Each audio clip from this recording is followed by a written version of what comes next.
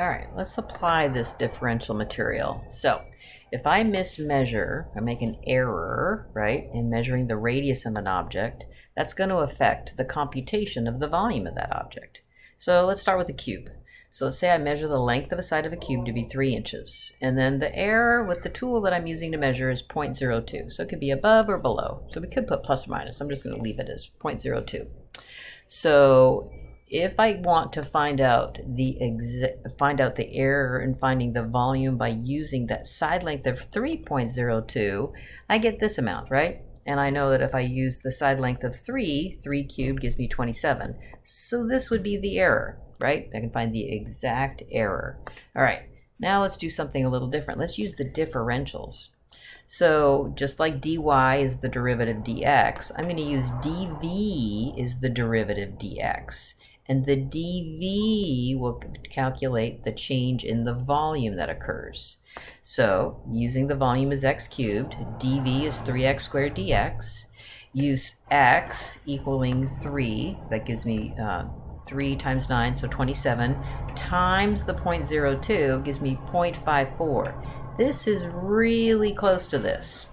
So as we get into more difficult computations, I mean, this is always available to us, but this gives us a really close approximation. So we like to use differentials. All right, let's do differentials. So I'm measuring the sphere. The radius of a sphere is 21 centimeters. So this r is 21, and you know that the volume of a sphere is 4/3 pi r cubed. Okay. So let's see, I'm mismeasuring the radius by 0.05. So dr will be 0.05.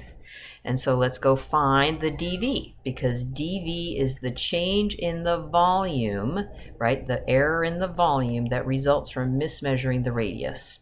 So carry along the 4/3 pi, take the derivative of the r cubed to get 3r squared times dr.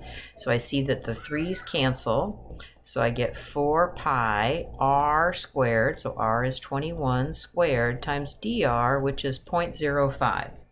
So we like to leave pi's in our answers, and so if I multiply these numbers together, I get 88.2 pi.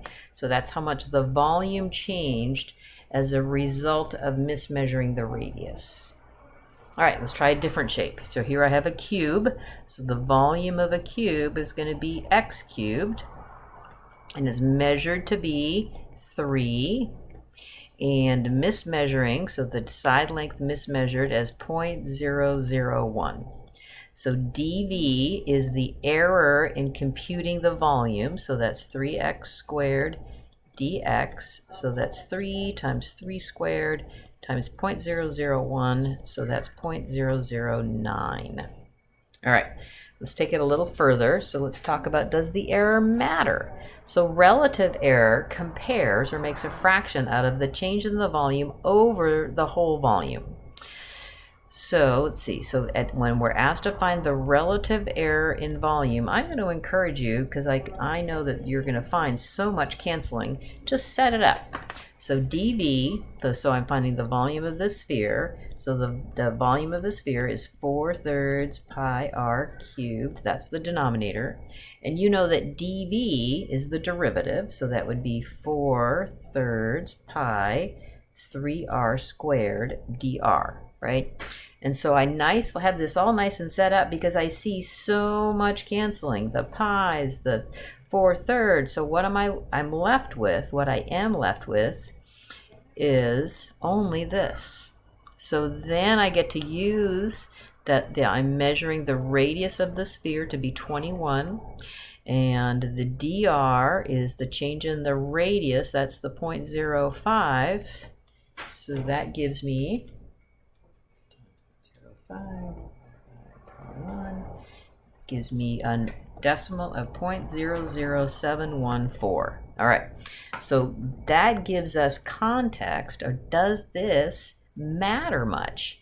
So the relative error is 0.00714.